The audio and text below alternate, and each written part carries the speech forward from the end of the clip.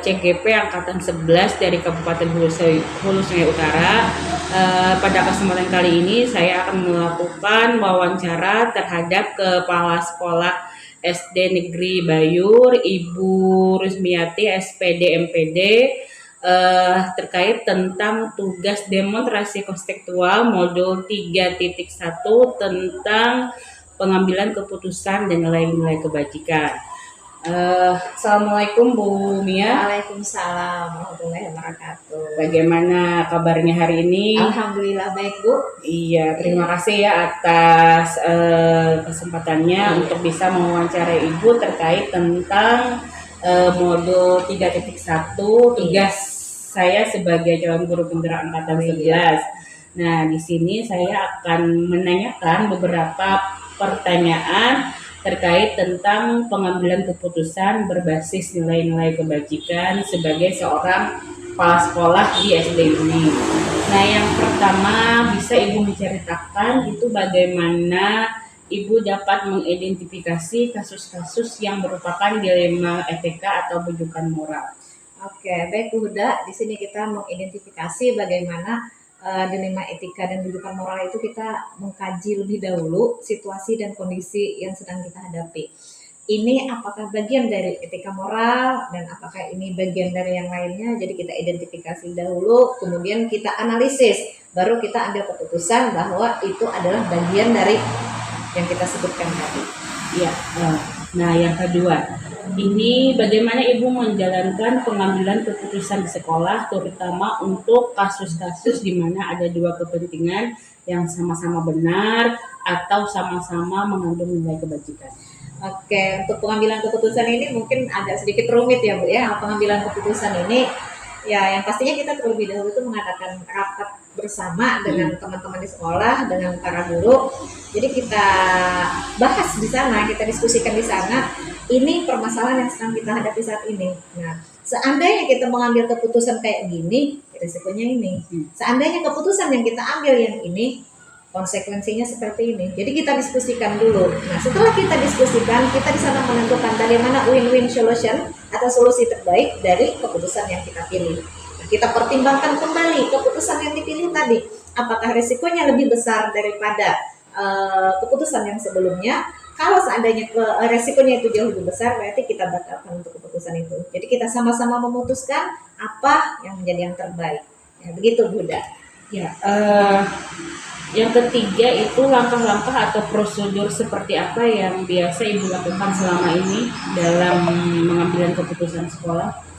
Langkah yang biasa saya jalani selama ini ya, biasanya tuh saya melihat terlebih dahulu hal apa yang menjadi permasalahan, kemudian saya sendiri mengintrospeksi dulu, merefleksi ini kenapa jadi terjadi seperti ini, kenapa dan bagaimana solusinya. Ketika saya sudah memiliki pemikiran solusinya, baru saya bawa ke forum komunikasi antar guru. Nah, di sana itu saya tidak langsung ngomong langsung ini loh misalnya hasil keputusan saya, enggak. Saya nanya dulu sama teman-teman.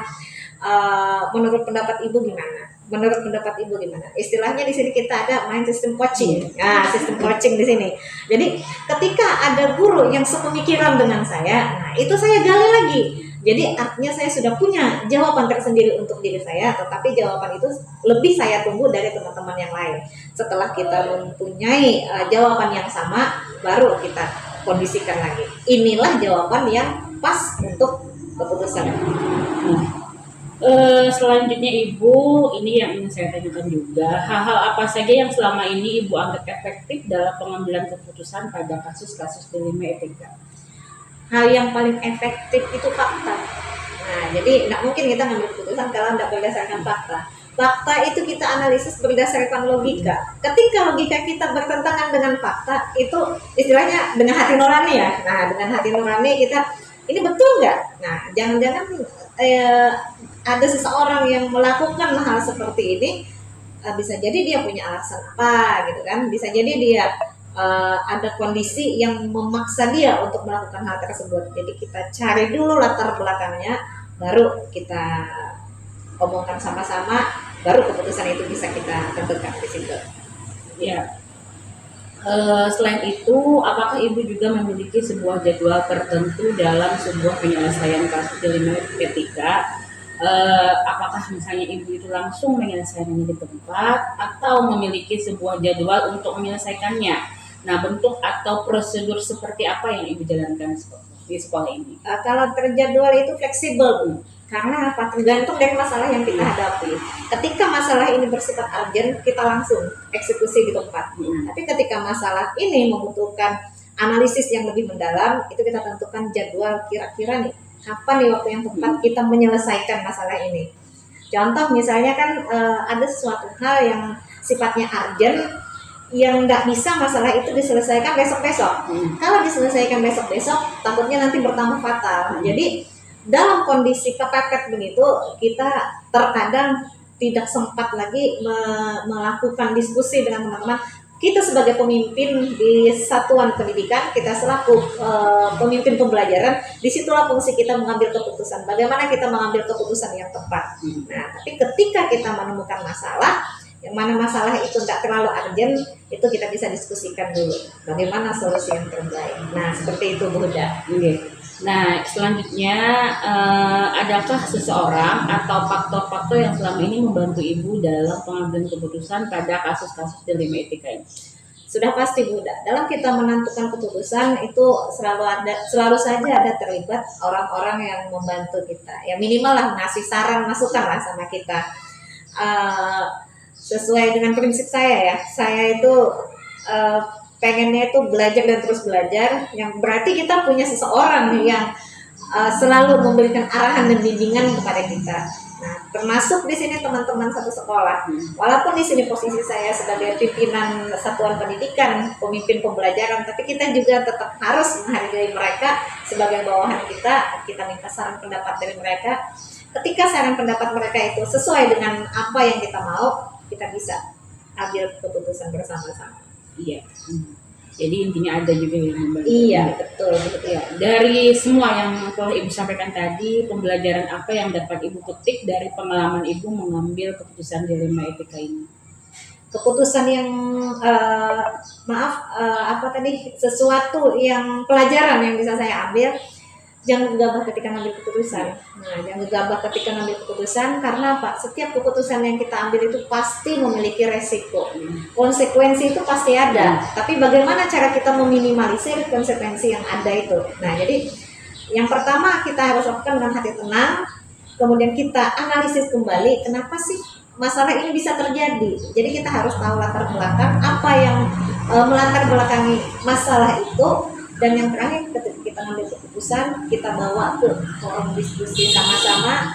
Jadi ketika keputusan itu sudah matang nih, itu nggak ada lagi yang disalahkan. Oh, itu keputusan kepala sekolah nih ceritanya. Itu keputusan kepala sekolah sendiri, nggak tahu kita, nggak melibatkan kita. Nah, jadi saya tidak masuk seperti itu. Jadi ketika keputusan itu sudah ketok palu nih, nah itu sudah diketahui oleh semua guru. Apapun resikonya kita hadapi sama-sama. Nah, itu yang mungkin yang bisa saya ambil pelajaran. Oke, pertanyaan terakhir ini Ibu. Iya, apa rencana Ibu ke depan dalam pengambilan keputusan yang mengandung unsur dilema etika, dan bagaimana Ibu bisa mengukur efektivitas pengambilan keputusan tersebut? Oke, di sini garis besarnya efektivitas dalam pengambilan keputusan ya. Jadi ketika setelah kita menentukan pengambilan keputusan, setelah itu kita lihat hasil dari situasi kondisi yang terjadi, apakah di sana terjadi perubahan ke arah yang lebih baik atau hanya stuck gitu-gitu aja. Nah, jadi di sini kita merefleksi dan evaluasi kembali terhadap keputusan yang kita ambil. Nah, seperti itu. Oke, Ibu, luar biasa sekali wawancara kita hari ini, dan terima kasih banyak atas waktunya dan juga kesempatannya. Selain daripada ini memang untuk tugas saya sebagai CGP, tapi juga di sini saya bisa menambah ilmu terkait tentang pengambilan keputusan, khususnya bagi kepala sekolah sebagai pemimpin di sekolah. Ya, mungkin ini saja yang bisa Ulun sampaikan, dan semoga bermanfaat bagi kita semua, khususnya bagi Ulun pribadi. Saya mohon maaf, Ulun akhiri dengan ucapan wassalamualaikum warahmatullahi wabarakatuh. Waalaikumsalam.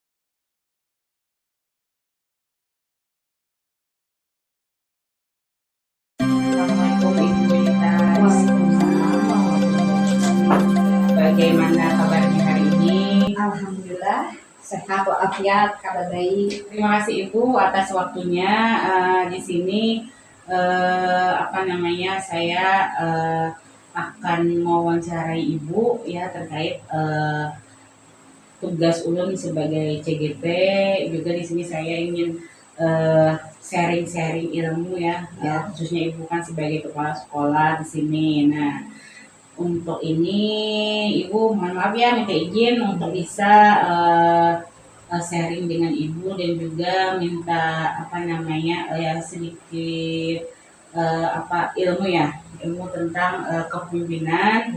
Ya, yang pertama yang Ulun ingin tanyakan adalah bagaimana Ibu dapat mengidentifikasi kasus-kasus yang merupakan dilema etika atau bujukan moral? Ya. Dilema etika atau bujukan moral itu terkait dengan permasalahan yang sering. Kalau yang namanya masalah kan Bu, di setiap lingkungan, entah pekerjaan, lingkungan selalu ada. Cuma kan di sini tadi berdasarkan pertanyaan Ibu juga, kita diminta mengidentifikasi atau memilah, permasalahan ini termasuk kemana? Apakah termasuk bujukan moral atau apakah termasuk dilema etika? Kalau saya terkait perihal memilah itu, utamanya seperti kebujukan moral. Kalau bujukan moral itu kan lebih ke empati. Nah, empati antara kita dengan yang bersangkutan atau yang bermasalah. Antara empati atau rasa permasalahan itu benar melawan benar. Di satu sisi ini benar, di sisi lain permasalahan itu juga benar. Nah, dari dua sisi terlihat benarnya. Kalau untuk dilema etika itu sangat jelas, mudah sekali membedakan bahwa di satu sisi benar, di satu sisi ada yang salah. Nah, itu kan mudah bagi kita. Bahkan untuk menyelesaikannya pun atau mengambil keputusan, saya rasa lebih mudah untuk menyelesaikan permasalahan di dilema etika daripada bujukan moral. Kenapa? Karena dilema etika itu jelas ada batasnya, di sini benar, di sini salah, jadi kita lebih mudah mengambil keputusan. Tapi kalau untuk bujukan moral, saya katakan bagi diri saya sendiri lebih sulit, karena ini seperti main insting, main perasaan. Karena di satu sisi ini benar dengan alasan bla bla bla atau ABC, satu sisi pun benar juga. Seperti itu Bu, milahnya. Nah, selanjutnya Ibu di sini Ulun ingin bertanya juga, bagaimana Ibu menjalankan pengambilan keputusan di sekolah, terutama untuk kasus-kasus di mana ada dua kepentingan tadi Ibu yang sama-sama benar atau sama-sama mengandung nilai kebajikan. Berarti ini kaitannya lebih ke bujukan moral. Saya mungkin sini saya berikan contoh permasalahan yang pernah saya temui di sekolah ini selama saya menjabat ini dan baru saja dilaksanakan tadi kan Bu, itu ada kegiatan hataman Al-Quran. Hataman Al-Quran tingkat sekolah dasar sekabupaten. Nah, di situ kan untuk mengikuti kegiatan itu peserta didik ini ada syarat-syarat yang harus dipenuhi. Misal seperti hatam Al-Quran atau bahkan ada syarat minimal sudah 20 juz. Ketika disodorkan persyaratan itu kepada peserta didik saya laksanakan ini, ada menemukan satu orang anak yang belum hatam dan belum sampai 20 juz. Nah, untuk maksudnya syarat minimal pun belum memenuhi. Bujukan moralnya di sini keterkaitannya itu perasaan Bu. Kita kita kembalikan kasih anak, kalau misalnya tidak diikutkan kegiatan hataman, bagaimana mental dia? Di antara misalnya 10 anak, 9 ikut, 1 tidak. Bagaimana mental dia? Kita kan berpikir jangka panjang juga Bu. Jangka panjang terhadap si anak, bagaimana mentalnya nanti? Apakah kita tidak tahu kekuatan mental si anak ke depannya seperti apakah runtuh dan akhirnya jadi mandek sama sekali, mandek sama sekali mengajinya, bisa jadi kan. Nah, ketika itu saya konsultasikan, bukan saya, guru pendidikan agama Islamnya konsultasi, Bu bagaimana ini? Akhirnya kita bawa permasalahan ini ke lingkup besar yang bersama dengan guru yang lain, guru kelasnya juga, dan meminta pertimbangan dari guru-guru lain juga bagaimana kita menghadapi si anak ini. Yang ketiga, langkah-langkah atau prosedur seperti apa yang biasa Anda lakukan selama ini? Terkait permasalahan tadi, prosedur yang saya laksanakan lebih kepada pendekatan terhadap si anak dan kepada guru serta orang tua. Jadi orang tua yang bersangkutan si anak tadi kami panggil, kami konsultasikan, kami sodorkan ini seperti ini keadaan anak ibu. Pertimbangan dari kami kan lebih ke mental si anak. Dikhawatirkan tidak mau mengaji lagi ke depannya karena kan ketika berangkat mengikuti kegiatan khataman itu sebagai motivasi bagi si anak untuk bisa menghatamkan Al-Quran. Kalau misalnya kita tinggal si anak ini untuk motivasinya, ketika teman-teman yang lain ikut dia tidak, karena kami panggil orang tua, kami berikan pertimbangan juga serta persyaratan-persyaratan yang telah diberikan oleh panitia.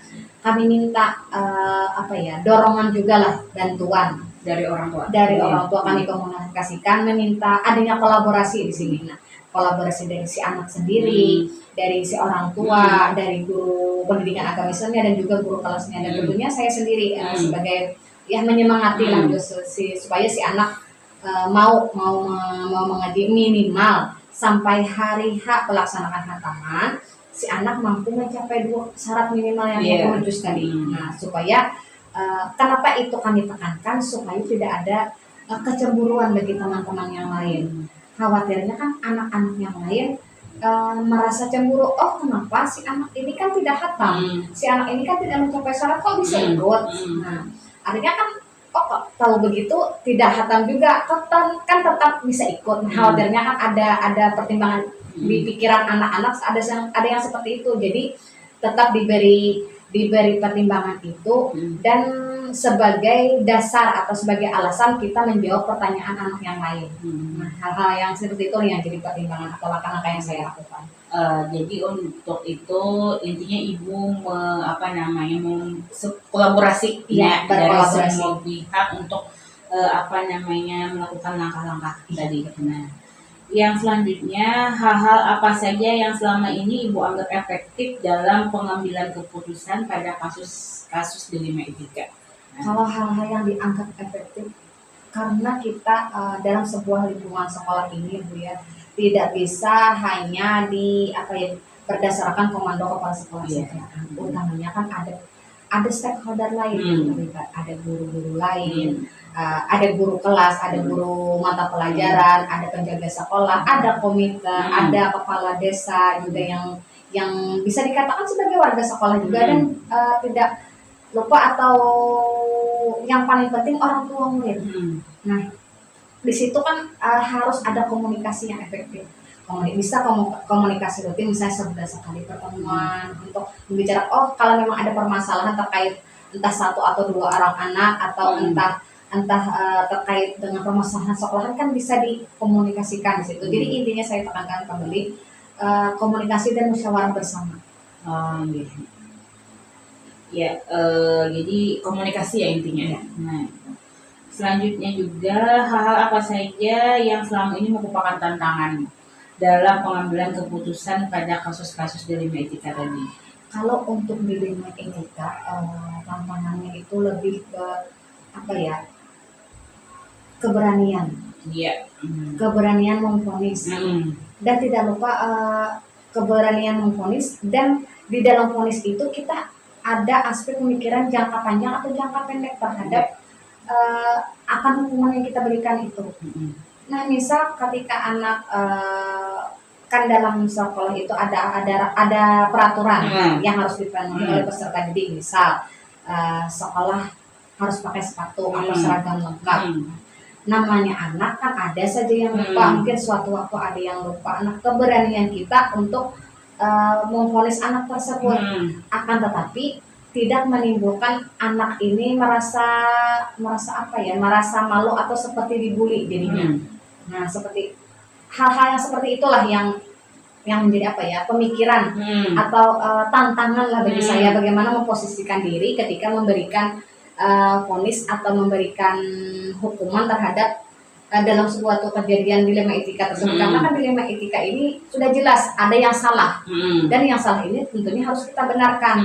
Cuma bagaimana kita kembali mengkomunikasikan tadi supaya si anak tidak merasa apa ya, kecil nyali mungkin ke depannya gitu. Karena kan kita untuk usia SD ini atau sekolah dasar ini menjaga mentalnya untuk terus berani. Kalau kita apa namanya, kalau kita vonis bisa jadi meruntuhkan mentalnya, dia tidak akan mau lagi beraktivitas yang lain. Nah, itulah tantangannya. Nah, di dalam pengumpulan pengambilan keputusan tadi, apakah ibu memiliki sebuah jadwal tertentu dalam sebuah penyelesaian kasus dilema etika?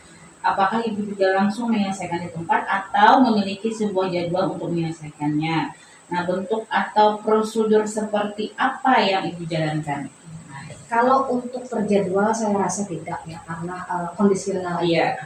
Ketika kita menemukan kesalahan yang dilakukan anak, kita bisa langsung menegur. Tidak perlu misalnya si anak buang sampah sembarangan menunggu jadwal minggu depan baru ditegur, kan bisa kita tegur saat itu juga. Prosedurnya pun kembali lagi ke statement awal tadi saya, komunikasi. Bagaimana kita memposisikan diri, mengkomunikasikan dengan baik pada anak. Bagaimana, oh ini nak, jangan buang sampah sembarangan. Ini kita punya bak sampah, bisa dibuang di sini. Bukan dengan marah-marah bisa, atau dengan langsung menghukum, kan bisa kita beri pemahaman dulu. Entah sekali, 2 kali. Kalau memang masih berlanjut membuang sampah sembarangan, itu kan sudah mengarah ke dilema etika, bisa jadi ada hukuman. Tapi hukumannya seperti apa, kembali dikomunikasikan. Bisa juga tergantung daripada bentuk permasalahannya. Nah, yang bentuk permasalahan dan apabila atau kapan kesalahan itu terjadi. Artinya kan tidak terjadwal, kondisional aja. Nah, selanjutnya, adakah seseorang atau faktor-faktor yang selama ini membantu ibu dalam pengambilan keputusan pada kasus-kasus dilema etika? Kalau untuk kasus-kasus dilema etika, kalau untuk yang dijadikan mungkin panutan ya, bisa jadi kita minta pertimbangan. Tentunya kalau sekolah ini kan ada pengawas sekolah, pengawas sekolah. Kemudian ada juga kalau di lingkungan masyarakat kan yang hubungkan antara sekolah dan masyarakat ada komite. Nah, biasanya saya selalu melibatkan beliau-beliau itu, pertimbangan-pertimbangan dari beliau bagaimana seharusnya menyikapi permasalahan yang terjadi di sekolah. Nah, dari semua hal yang telah ibu sampaikan tadi, pembelajaran apa yang dapat ibu petik dari pengalaman ibu mengambil keputusan dilema etika? Kalau pembelajaran yang dipetik ketika menemukan masalah-masalah tersebut ya, intinya selama kita hidup atau menjalankan tugas dalam sebuah lingkungan selalu ada masalah. Nah, bagaimana cara kita menyelesaikan masalah itu? Apalagi kan dengan keadaan ibu sekarang kan diberi pembekalan kepemimpinan, bagaimana menyelesaikan masalah, bagaimana mengelola ego. Nah, di sini dari semua itu saya rangkum lebih ke kembali dari komunikasi yang baik dan musyawarah, artinya keterbukaan dengan teman-teman kita di lingkungan kerja kita. Oh, ini tidak perlu tidak perlu kita simpan atau menyelesaikan sendiri, itu kan melelahkan sekali.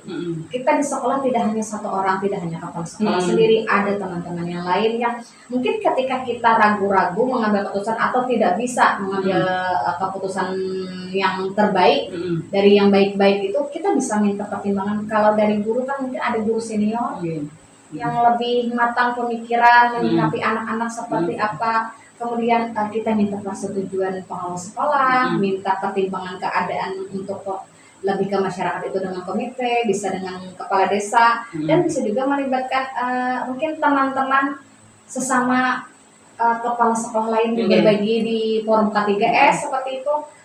Karena kan pengalaman dari satu sekolah bisa dijadikan guru untuk Iya. pengalaman di sekolah yang lain seperti itu. Nah, yang terakhir ya Ibu ya, Iya. apa rencana Ibu ke depan dalam pengambilan keputusan yang mengandung unsur dilema etika dan bagaimana Ibu bisa mengukur efektivitas pengambilan keputusan tersebut? Kalau untuk kedepannya mungkin ya kembali akan apa ya, tetap saya laksanakan mengkomunikasikan tadi bagaimana memposisikan diri saya berkomunikasi dengan seorang anak, bukan berkomunikasi dengan teman sebaya, kan berbeda Iya. berbeda pemahaman lah seperti itu.